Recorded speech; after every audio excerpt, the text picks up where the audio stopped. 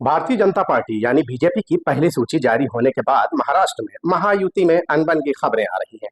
यही नहीं, अंदरूनी बगावत की भी खबरें गर्दिश कर रही हैं और बगावत कहीं विकराल रूप न धारण कर ले, उससे पहले ही योगी आदित्यनाथ के पोस्टर्स मुंबई में लगाए गए हैं, जिन पर लिखा है, बटेंगे तो कटेंगे।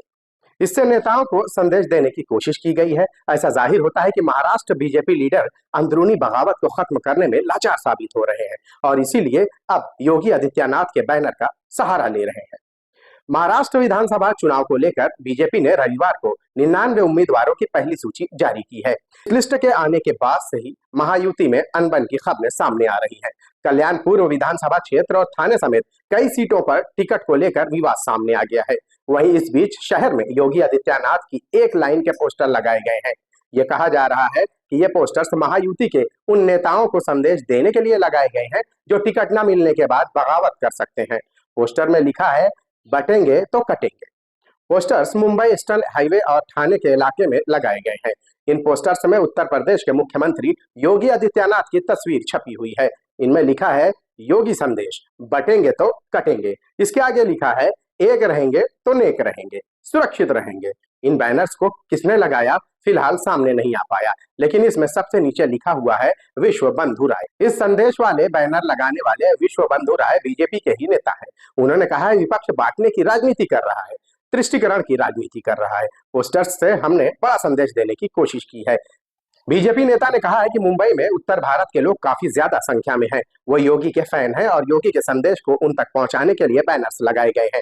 बीजेपी नेता ने आगे कहा है कि योगी आदित्यनाथ का नारा, बटेंगे तो कटेंगे, सुपरहिट रहा। वो अलग बात है कि यूपी में हालिया बहराइच हिंसा से जग जाहिर हो रहा है कि कौन किसे काट रहा है, जहां सैकड़ों मुसलमानों के घर न सिर्फ नजरे आतिश किए गए बल्कि धड़ाधड़ गिरफ्तारियां भी की जा रही हैं।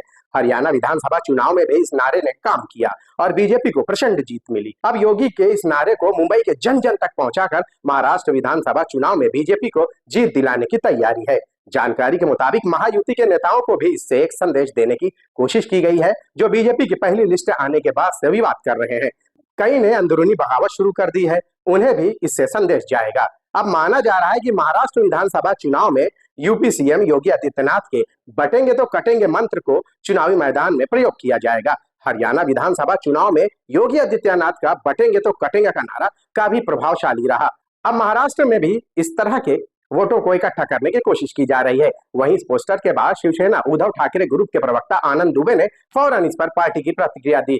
दुबे ने कहा है कि ना तो बटेंगे ना तो कटेंगे, तानाशाही के खिलाफ डटेंगे और अहंकार के पंख छटेंगे। उन्होंने कहा, मुंबई महाराष्ट्र की जनता आपस में मिलजुल कर रहना चाहती है, वो विकास चाहती है। यहाँ हर प्रांत के लोग रहते हैं, यहाँ कोई नहीं बटेगा और न कोई कटेगा। यहाँ के लोग सावधान रहते हैं क्योंकि वो बीजेपी के रूप को पहचान चुके हैं। अब ये बैनर इस सियासत में कितना कारगर साबित होगा, ये तो आने वाला वक्त ही बताएगा। Desk report, Bombay leaks.